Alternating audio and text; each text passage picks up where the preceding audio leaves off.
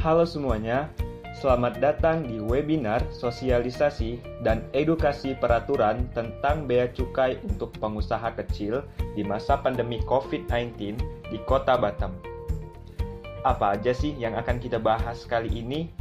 Simak videonya sampai selesai ya. UMKM. Apa itu UMKM?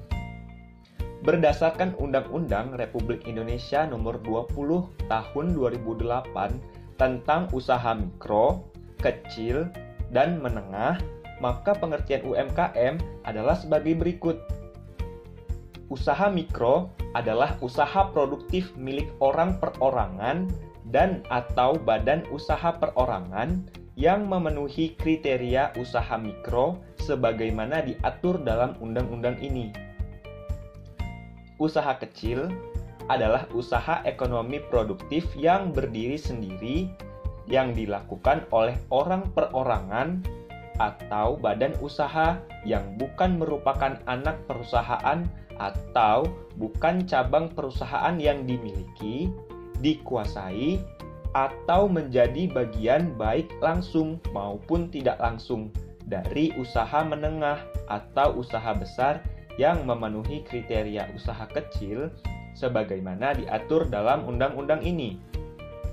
Usaha menengah adalah usaha ekonomi produktif yang berdiri sendiri, yang dilakukan oleh orang perorangan atau badan usaha yang bukan merupakan anak perusahaan yang dimiliki, dikuasai, atau menjadi bagian, baik langsung maupun tidak langsung dengan usaha kecil atau usaha besar dengan jumlah kekayaan bersih atau hasil penjualan tahunan sebagaimana diatur dalam undang-undang ini. Tahu nggak sih teman-teman, kalau UMKM itu punya ciri-cirinya tersendiri. Ciri-cirinya adalah sebagai berikut. Yang pertama, jenis komoditi atau barang yang ada pada usahanya tidak tetap atau bisa berganti sewaktu-waktu. Yang kedua, tempat menjalankan usahanya bisa terpisah sewaktu-waktu. Ketiga, usahanya pun belum menerapkan administrasi, bahkan keuangan pribadi dan keuangan usaha. Kemudian, sumber daya manusia di dalamnya belum punya jiwa wirausaha yang mumpuni. Yang kelima, biasanya tingkat pendidikan SDM-nya masih rendah. Dan yang keenam, biasanya pelaku UMKM belum memiliki akses perbankan, namun sebagian telah memiliki akses. Dan yang ketujuh, umumnya belum punya surat izin usaha atau legalitas, termasuk nomor pokok wajib pajak. Selain itu, terdapat tantangan yang dihadapi sebagai UMKM. Tantangan bagi UMKM terbagi menjadi dua, yaitu faktor internal dan faktor eksternal. Faktor internal meliputi modal yang kurang untuk mengembangkan usaha, sumber daya manusia yang terbatas, dan lemahnya jaringan usaha dan kemampuan penetrasi pasar.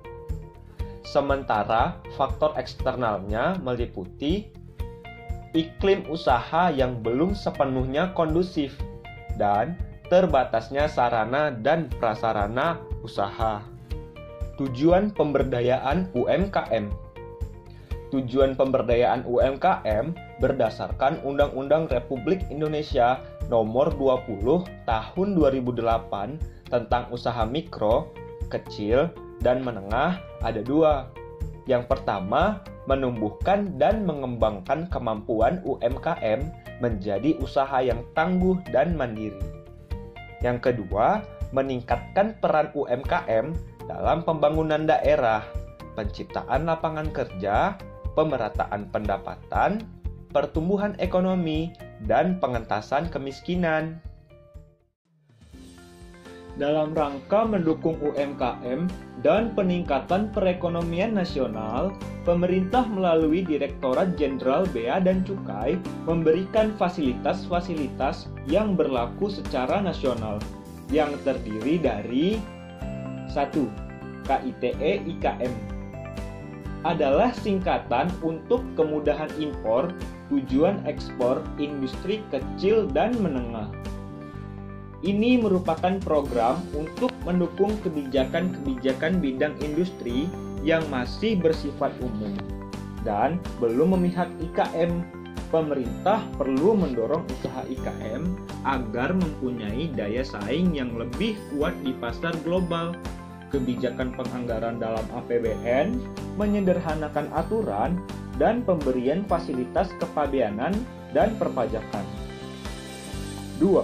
PLB IKM. PLB atau Pusat Logistik Berikat yaitu untuk menimbun barang yang akan didistribusikan kepada perusahaan IKM. Tujuan dari program ini yaitu untuk mendekatkan akses bagi IKM untuk melakukan ekspor, mendekatkan akses bahan baku kepada IKM, dan menyediakan tempat penimbunan khusus untuk IKM. Dalam proses impor, akan diberikan penangguhan bea masuk dan pajak impor pada saat pemasukan barang ke PLB, penangguhan larangan, dan pembatasan selama penimbunan hingga barang dikeluarkan dari PLB. Selain itu, telah dibentuk PLB e-commerce untuk mengantisipasi meningkatnya tren perdagangan secara digital dan memfasilitasi impor maupun ekspor oleh pembeli. Fasilitas khusus wilayah Free Trade Zone atau FTZ. Pemerintah telah menerbitkan Peraturan Menteri Keuangan Nomor 199/PMK 010/2019 tentang ketentuan kepabeanan, cukai, dan pajak atas barang impor, barang kiriman.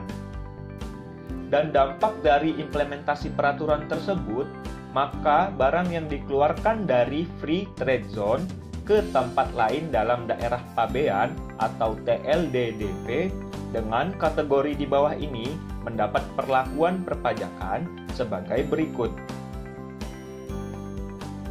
E-commerce dikenakan bea masuk, dikenakan pajak pertambahan nilai, namun tidak dikenakan pajak penghasilan. Tapi untuk barang-barang tertentu tetap dikenakan pajak penghasilan. Selanjutnya, barang hasil produksi Batam atau IKM. Tidak dikenakan bea masuk, dikenakan pajak pertambahan nilai, dan tidak dikenakan pajak penghasilan. Nah, itu dia pembahasan kita pada video ini. Semoga dengan pemberian fasilitas dan insentif fiskal, simplifikasi regulasi, dan kemudahan berusaha oleh pemerintah akan mendorong peningkatan dan kemajuan industri UMKM dan berkontribusi dalam mendukung pembangunan ekonomi Indonesia yang berkemajuan di masa depan.